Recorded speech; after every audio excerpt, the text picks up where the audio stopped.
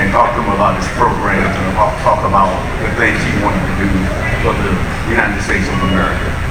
And I've been impressed for the last few months with what he's been doing and how he's built relationships across all the communities across the state of South Carolina.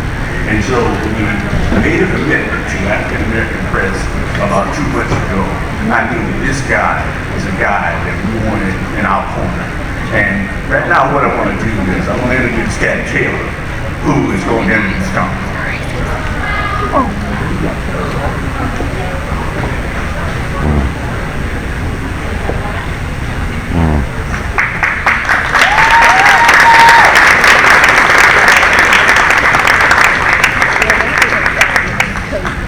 Thank you for that kind introduction.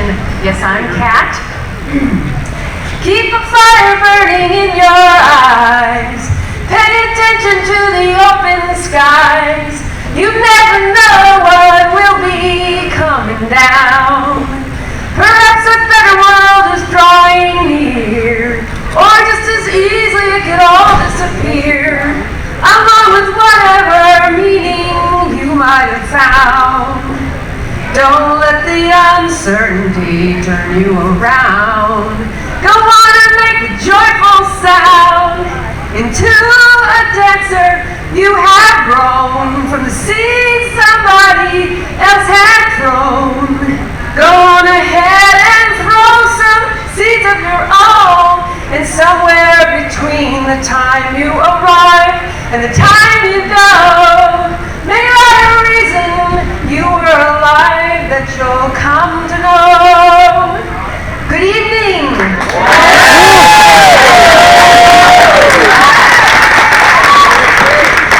I'm Pat.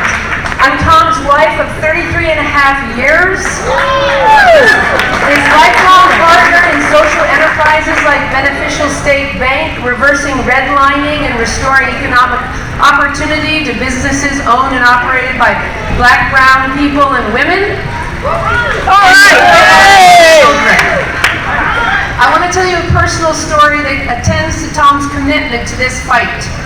When we were married, we took 2 sets of vows. Our marriage pact, which is sacred to us, but also a commitment to each other that we would use everything in our power, our money, our time, our opportunity, our energy, to make the world a better place during our lifetime. Leave it all here now. And if you want to know, we did tell our children. Subsequently, we took the Giving Pledge, which was a more famous commitment to leave half our wealth to good causes during our lifetime. But I'm telling you here, it's a full-on commitment, all in, everything we possibly can do. And Tom embodies that.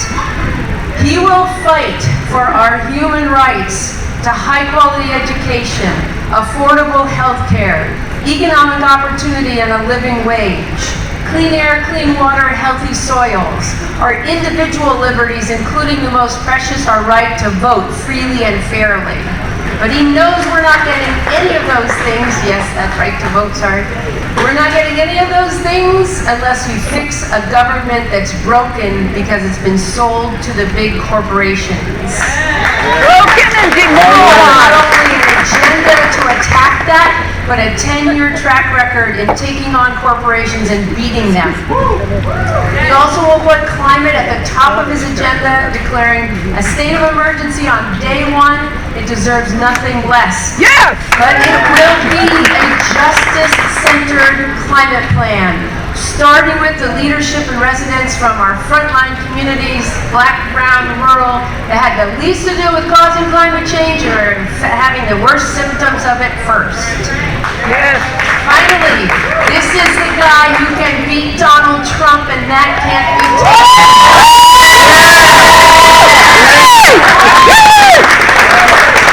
Unlike Mr. Trump, who's a fraud and a failure and a terrible steward of the American economy, Tom is a real business person who built a company from scratch over 30 years to international renown. I await with pleasure watching Tom take on Mr. Trump. Yes! All right. And I'm thrilled now to introduce to you the next President of the United States of America and my husband, Tom Steyer.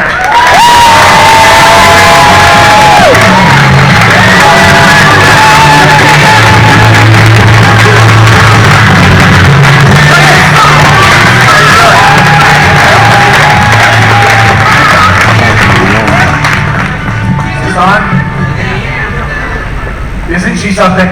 Yeah! She really is. Before we start, I want to say thank you to Larry Smith, and I want to acknowledge Senator Scott and Johnnie Cordero, who's the chair of the Democratic Black Caucus of South Carolina, for being here. Thank all of you so much. Look, I want to take as many questions as I can. What I like to do as much as possible is have a conversation, not give a lecture.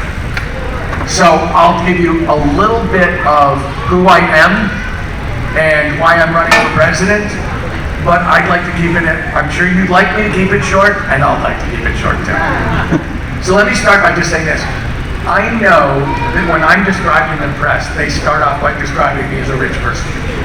And people sometimes get a sense that I'm this two-dimensional billionaire.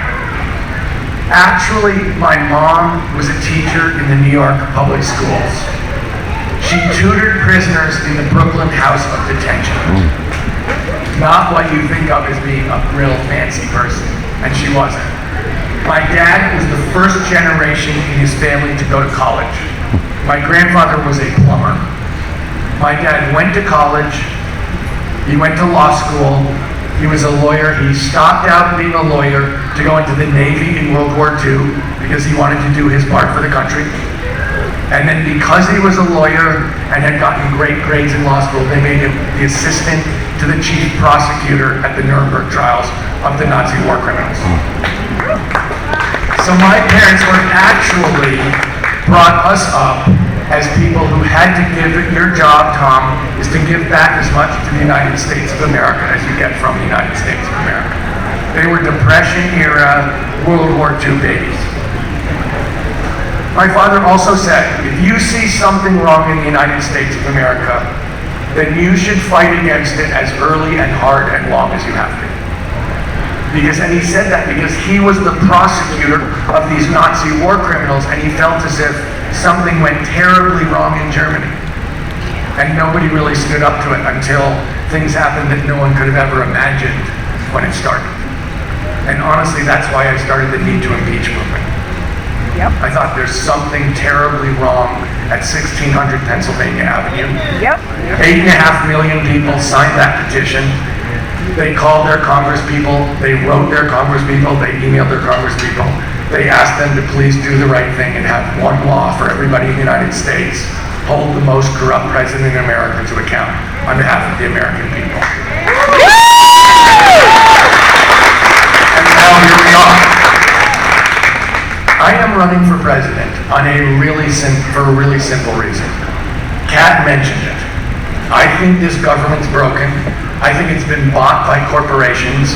I think everybody in the United States knows it. The question is, how are we going to take back the government and make it of, by, and for the people? I've spent 10 years putting together coalitions of ordinary American citizens to take on and beat those corporations. You know, I started taking on oil companies over clean energy. People thought they could never be beaten. They're too rich. They're too well-financed. They're too mean. We got 70% of the vote. You know, I got a $2 a pack cigarette tax passed in my own state, $3 to $4 billion a year. The tobacco companies had won 17 times in a row before we took them on. We gave the money to Medi-Cal, which is health care for the lowest income Californians. Closed $1 billion corporate tax loophole that the legislature wouldn't close, gave the money to the public schools. I have been organizing people to beat corporations for over a decade, and we win. They're not that smart. And there are tens of millions more of us than there are of them. We just have to organize. I also started one of the largest grassroots organizations in the United States, which is called Next Gen America. We did the largest youth voter mobilization in American history in 2018. We went into 38 Republican districts. We more than doubled the turnout of young people. Young people are the biggest generation in America, the most diverse generation in America. They were voting at half the rate of other American citizens. That is not a representative democracy. And we went into 38 districts, more than doubled the turnout of young people, and 33 of those districts turned blue and went Democrat. I took my whole, if you look at what I've done, I am someone who believes take power away from Washington, D.C. and push it out to the people of the United States. I trust the people of the United States. Look, I'm for term limits of 12 years for Congress people and senators, all of them. If you want change in the United States, you need new and different people in charge of the government. We do, and I always say, 6-word argument for term limits. Mitch McConnell, Lindsey Graham. If you want change, you gotta change. So, let me say this. Kat's right. I've said I make climate my #1 priority because we have to. That's just a fact.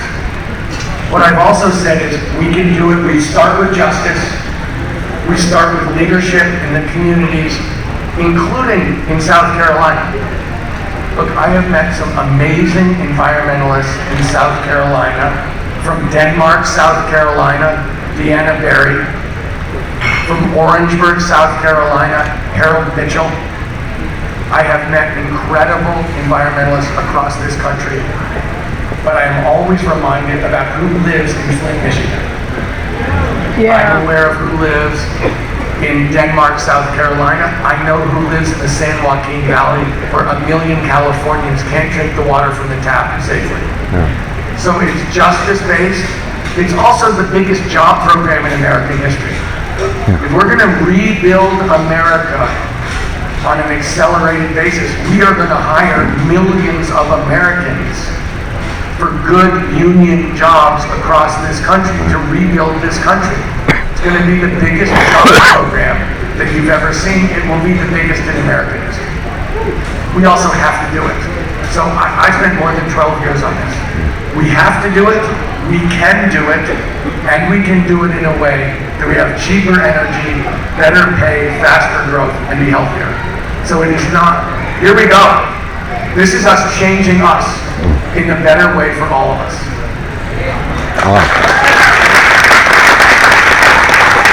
The last thing I want to say before I take questions is this. I know what Mr. Trump is running on because he said what he's running on. It's going to be a very simple message. He said it in December to a group of Americans in Florida. And this is pretty darn close to what he said, word for word. He said, "You don't like me, and I don't like you, but you're all gonna vote for me, because if the Democrats get control of this government, they're gonna destroy the economy in 15 minutes, and you can't afford it." That is actually his campaign. That's his campaign. He is basically saying to Americans, I am a criminal. You guys know that. I despise about 80% of you guys. You know that. And you despise me. In fact, you would never let me in the front door of your house. But you're all gonna vote for me because the Democrats are a bunch of socialists who don't know anything about growth, job creation, prosperity, and you can't afford that. You can't afford them. So regardless of what you think about me personally or what I stand for, you have to vote for me. That is actually going to be this campaign. Somebody is going to have to get on the stage with Mr. Trump in September and October and expose him. He actually is a fake business person. He was a failed business person. And he's been terrible for the American people in terms of economics. He's going to get up there and claim he's been great. I spent 30 years building a business from scratch. I never inherited a dime from my parents. I was in one room, no employees, no windows in the room. I built a multi-billion-dollar international business. I know more about economics than Mr. Trump. What he's done to the American people, his tax plan was the biggest giveaway to rich people and big corporations in American history. Worst piece of economic legislation I've ever seen, worst I can imagine. And his trade war has been a flop. He keeps trying to move away from his trade war. It's been terrible for working people. It's been terrible for consumers, and it's awful for American farmers. I want a chance to go against him on the debate stage on economics and take him down. He beat 16 conventional Republican politicians in the primary in 2016. Easily. And he beat the most prepared Democratic candidate for president, who'd been First Lady, the senator from New York State, and Secretary of State, who had an encyclopedic knowledge of policy and government. Not without Russian. We're going to have to do something different. And I'm telling you, that is what I want to do. And honestly, that's why my numbers are good. That's why I have a lot of momentum. This campaign has a lot of momentum. Is people, as we get close, people have to realize job one is winning. We actually need a change desperately, and we can't afford not to make that change. And that's exactly what I'm asking you to do. Lobbyists or SEC-named executives of the fossil fuel industry. So, Allison, let me start by saying, yes, of course. But let me just talk a little more about this. Look, first of all, they would never give me $200 or $2 or 2 cents. Because I've said I'll declare a state of emergency and we will move towards clean energy on day one. Look, if you